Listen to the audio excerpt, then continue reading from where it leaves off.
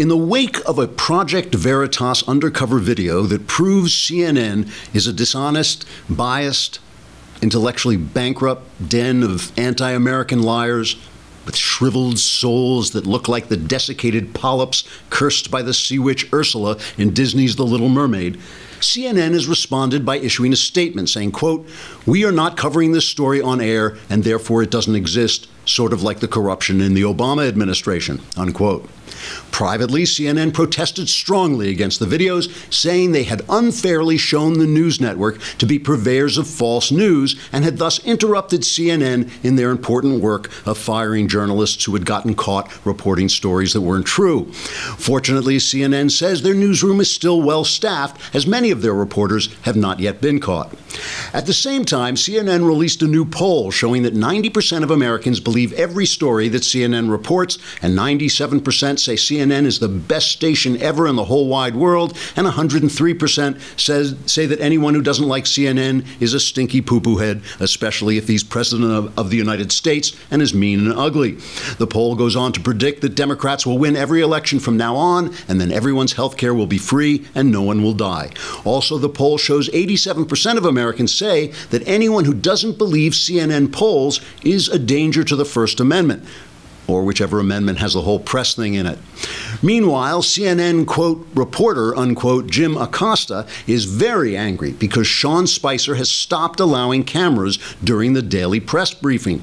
In a furious on-air rant, Acosta said, quote, "Freedom of the press will not survive if I can't grandstand on camera by shouting obnoxious yet meaningless questions that I can then play on air to make it seem like I'm a courageous journalist instead of just kind of a loudmouth D-bag," unquote.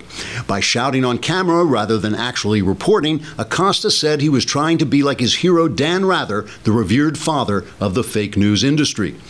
In truth, this hasn't been the best time for CNN. The crappy news network was forced to fire Kathy Griffin after she posed with a facsimile of Donald Trump's severed head. They then had to fire Reza Aslam after he posted foul-mouthed tweets about Trump. They then had to fire 3 reporters for publishing a false anti-Trump story. They then had to admit that every story they had run since Trump was elected had been completely made up, and then the entire staff had to stand in a circle and fire one another until the place was empty. Finally, CEO Jeff Zucker had to sever his own head and punch it in the face while screaming, "Why did you ever leave NBC where you were allowed to just make stuff up?" All in all, the cable station has managed to live up to its slogan, "The most busted name in news." Now, maybe I heard that slogan wrong. Trigger warning, I'm Andrew Klavan, and this is The Andrew Klavan Show. I feel hunky-dunky, life is tickety-boo. Birds are winging, also singing hunky-dunky-doo. Ship-shaped, ipsy-topsy, the world is zippity-zing. It's a wonderful day, hurrah, hooray! It makes me want to sing. Oh, hurrah, hooray! Oh, hooray, hurrah! All right, it's Mailbag Day, and if anybody were here with me, somebody would shout woo-hoo, but unfortunately, they're out there in the hall. They're still building the champagne fountain and corralling the naked dancing girls and the elephants, and they're shouting woo-hoo. They would be shouting woo-hoo if they weren't so busy building our new studios, which are going to be like a stately pleasure dome. It will be unbelievable what you see, but that we'll get to that. I have to say, I have to acknowledge that the New York Post stole the punchline of my opening monologue with their headline. I wrote my opening monologue yesterday, somewhere in the afternoon, and I had the most busted name in news, and that's the headline of the New York Post, which also had a very good story, which I'll get to in a minute.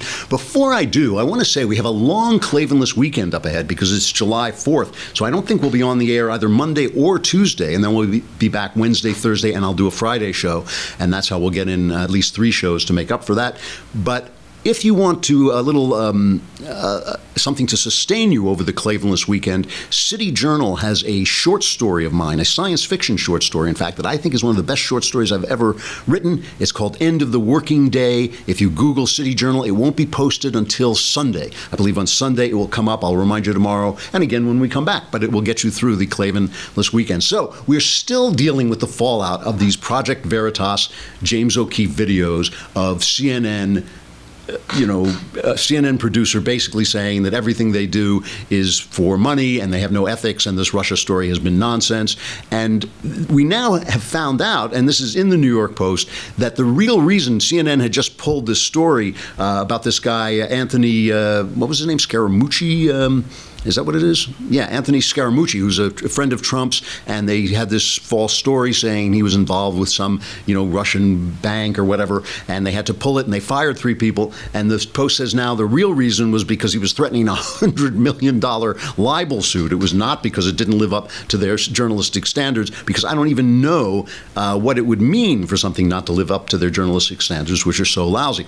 But if you think I was kidding in this opening about CNN, I mean, you have to see some of the stuff that was going on yesterday. It was unbelievable. Hey, before that, I have to just say, if you want to be with us for the mailbag, that will be after the break where we leave Facebook and YouTube. So you will want to come over to thedailywire.com and you will want to subscribe. So A, you can be in the mailbag next week and have all your problems solved instead of living the life that you're living now. But B, because our rates are going up on July 10th. Right now, it is just a lousy $8 a month. If you subscribe for the year, you get Ben Shapiro's new book, Say It So, written with his dad, David Shapiro, about the 2005 White Sox championship season.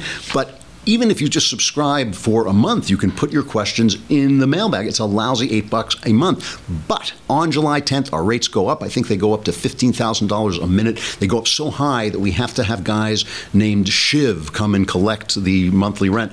But it will not go up if you've already subscribed. I guess you have to subscribe for the year to keep your prices down. So do it now. Do it now. All right. So if you think I was kidding about Jim Acosta has just covered himself in shame. I mean, Jim Acosta is so upset that Sean Spicer on his daily briefings turned off the cameras, and he did it for an obvious reason. With the camera on, Acosta becomes a grandstander, and I really do think he thinks he's Dan Rather, because Dan Rather used to shout at Richard Nixon, and he used to shout it all, and that's how he made his name. It ain't reporting, it's just grandstanding. So they took the camera away, and he feels like, oh my God, this is like setting the Constitution on fire. I just have to play this one. It's all only audio, but it is Sean Spicer trying to call on another reporter, and Jim Acosta is like, where are my cameras? Where are my cameras? Listen to this.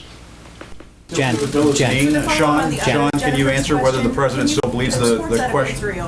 There's no camera on, Jim. Maybe we should turn the cameras on, Sean. Why don't we turn the cameras on? Why don't we turn the cameras on? I'm sorry that you have to do it. Jen, go ahead. Why not turn the cameras on, Sean? They're in the room. The lights are on. It not seem to have been a drastic shift, starting from maybe the week before the president took his first trip abroad, that now we see you on camera about once a week. Is that a new normal that we would expect? We'll see. We'll continue to mix things up. Why are the cameras off, Sean? Try. Why did you turn them off? Can you just give us an answer to that? Can you tell us why you turned the cameras off? Why are they off, Sean? It's a legitimate question. It's a legitimate question. You are a taxpayer-funded spokesman for the United States government. Can you at least give us an explanation as to why the cameras are off? So we can get this out of the way. Can we address the cameras issue? Do you think this will be... Some days we'll have them, some days we won't. The president's going to speak today in the Rose Garden. I want the president's voice to carry the day, and I think, so look, this is nothing inconsistent with what we've said since day one. I think that, I wish Spicer had just been honest with him. It's like, because we're tired of you making a fool out of yourself by parading yourself on camera. And he can't, I really do think he wants to be Dan Rather, and he's getting there. Dan Rather was kind of a half-wit and made a lot of noise and didn't really do all that much, but and finally ended up in disgrace. And I think Jim Acosta is kind of following that career path, except a lot faster. And Acosta tweets, does this feel like America, where the White House takes questions from conservatives, then openly trashes the news media in the briefing room? I mean, look, pal, after 8 years of letting Obama do whatever he liked, letting him corrupt the Justice Department without asking any questions, letting him corrupt the IRS without asking any questions, doing no dives into the corruption that spread like a stain through the Obama administration, you have no credibility. Nobody cares what you think. Nobody wants to hear you. Nobody wants to see you on camera. It's like so long. And, Brit Hume was on Tucker Carlson. And normally, I let other commentators go their way, but Brit Hume has expertise in this because he was in the White House press corps. And Tucker asks him, is it important? Is it important that there are cameras or whether there are cameras? Listen to Hume's response. No reporter for a news organization as sizable and as important as CNN should be relying on the briefings to get news. A CNN correspondent can get his or her calls returned. New York Times reporter, Washington Post reporter, Fox News correspondent. We can get our calls returned at the White House. It's for the lots and lots of dozens of smaller news organizations that cover the White House on a daily basis, and the briefing is really kind of there for them, to give them a chance to get a question, get it answered, and to learn sort of what the schedule for the day is and the rest of it. If you had a really good question that really led somewhere, you'd never ask it in the briefing because you don't want to inform the entire rest of the press corps what you're working on. It's kabuki. So it's theater. So you were there for a long time for the networks, for ABC News. Right. Did you go to the briefing every day and shout questions? Well, I went as a rule, but most of the time the briefings are not very helpful under any administration. I mean, the best press secretary in my time was Marlon Fitzwater, who was there for Reagan and then later for Bush. He was very good, but oftentimes the briefings aren't particularly informative. I usually had a crossword puzzle open in front of me at the briefings, and after a while during the Clinton administration, they got to be so uninformative that I didn't even go. So that's what a reporter sounds like. He knows that you make the phone calls, you talk to the people, you get people to go on the record. If you get stuff off the record from anonymous sources, you confirm it on the record with somebody. I mean, this is the way journalism is done, and they're not doing journalism. He just wants to shout on camera and be seen. Okay, so CNN wanted stuff on camera. Boy, oh boy, they got it, because Sarah Huckabee Sanders, I believe actually that they should now, how Melissa McCarthy has been doing that very funny Sean Spicer imitation on Saturday Night Live. I believe they should bring Melissa McCarthy in as Spicer's backup, and if they're not nice to Spicer, they'll just unleash McCarthy on her. But Sarah Huckabee Sanders is also proving, maybe it's Saunders, is also proving to be a spectacular backup for Spicer. And she goes in,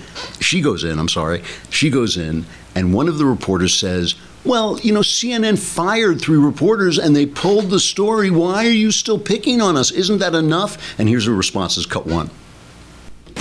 Why isn't their response good enough for the president? I don't know that it's that the response isn't good enough for the president. I think it's the constant barrage of fake news directed at this president probably that has garnered a lot of his frustration. You point to that report. There are multiple other instances where that outlet that you referenced has been repeatedly wrong and had to point that out or be corrected. There's a video circulating now, whether it's accurate or not. I don't know, but I would encourage everybody in this room and frankly everybody across the country to take a look at it. I think if it is accurate, I think it's a disgrace to all of media, to all of journalism. I think that we have gone to a place where if the media can't be trusted to report the news, then that's a dangerous place for America. And I think if that is the place that certain outlets are going, particularly for the purpose of spiking ratings, and if that's coming directly from the top, I think that's even more scary and certainly more disgraceful. I hope this News Corps gets some kind of sexual gratification out of being spanked by women, because that's what's happening to them here. It's embarrassing. It's embarrassing. And of course, O'Keefe retweets this. Now she's directing the public. She's on camera directing the public to the O'Keefe videos, which are just embarrassing for CNN. And, O'Keefe is retweeting this with this cat ate the canary look on his face, and CNN is saying, well, the producer that O'Keefe caught on tape, he's just a medical producer, which is what O'Keefe's waiting for because he was trained up by Andrew Breitbart. Let me just briefly tell you the story. I'll go back to this press conference because it becomes amazing. But, O'Keefe got his start by turning in those Acorn videos to Andrew Breitbart. And Breitbart called me, I remember it was December, I guess this was 2009, so it must have been December 2008. And he came on and he said, I have come into these videos that show this Acorn, this liberal Acorn, activist group, just so corrupt, how corrupt it is, and it just exposes all this stuff. And here's what I'm going to do.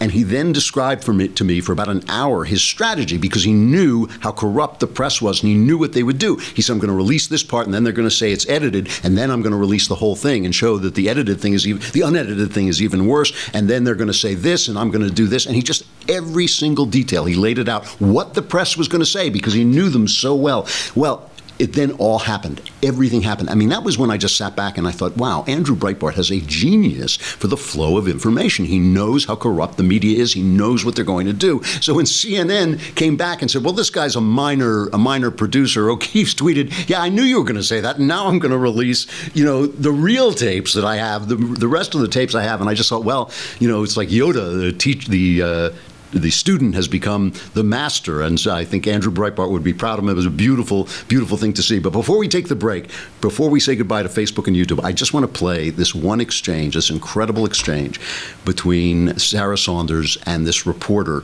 who now goes nuts as she is telling them, as she is just giving them what for, how bad they have been with Donald Trump, because they really have been bad. And I'll talk about that after the break. But just watch this reporter. It is worth it. This is cut 3.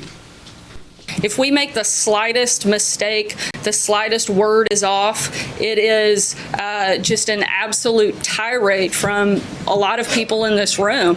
But news outlets get to go on day after day and cite unnamed sources, use stories without sources, have, you mentioned the Scaramucci story where they had to have reporters resign. Come on, you're inflaming everybody right here, right now with those words. This administration has done that as well. Why in the name of heavens? Any one of us, right, are replaceable, and any one of us, if we don't get it right, the audience has the opportunity to turn the channel or not read us. I think you have been elected to serve for 4 years at least. There's no option other than that. We're here to ask you questions. Right. You're here to provide the answers. And what you just did is inflammatory to people all over the country who look at it and say, see, once again, the president is right and everybody else out here is fake media. And everybody in this room is only trying to do their job. Well, I disagree completely. First of all, I think if anything has been inflamed, it's the dishonesty that often takes place by the news media. And I think it is outrageous for you to accuse me of inflaming a story when I was simply trying to respond to his question. It's like snowflake news. All right, we'll talk more about this after the break, and then we will have the mailbag. The mailbag, your questions answered, answers guaranteed 100% correct. They will change your life on occasion for the better, but you got to come over to thedailywire.com and hear it, and you got to subscribe to be part of it, so come on over.